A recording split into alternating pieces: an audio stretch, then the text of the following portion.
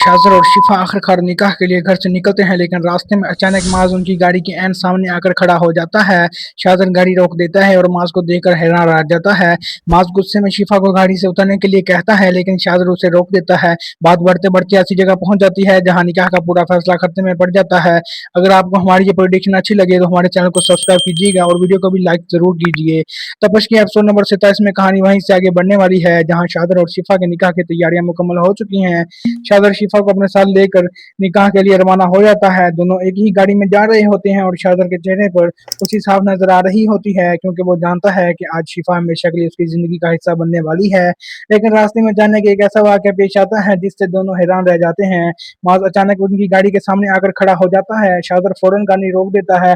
शिफा जैसे ही माज को देखती है तो वो भी परेशान हो जाती है। माज गुस्से में गाड़ी के करीब आ जाता है और शाज़र से कहता है कि वो शिफा को अपने साथ लेकर जाए बिना नहीं जाएगा।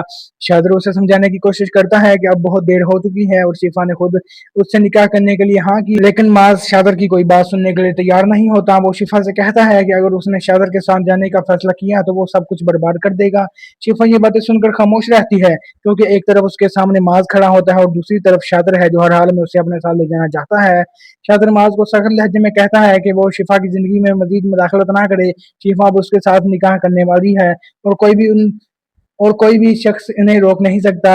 माज गुस्से में शादर के साथ बदतमीजी शुरू कर देता है। बात इतनी बढ़ जाती है कि शादर के साथ मौजूद लोग आगे बढ़ते हैं, लेकिन शादर उन्हें रोक देता है क्योंकि वो नहीं चाहता कि मामला मजीद खराब हो। इसी दौरान शिफा पहली मर्तबा माज के सामने खुलकर बात करती है।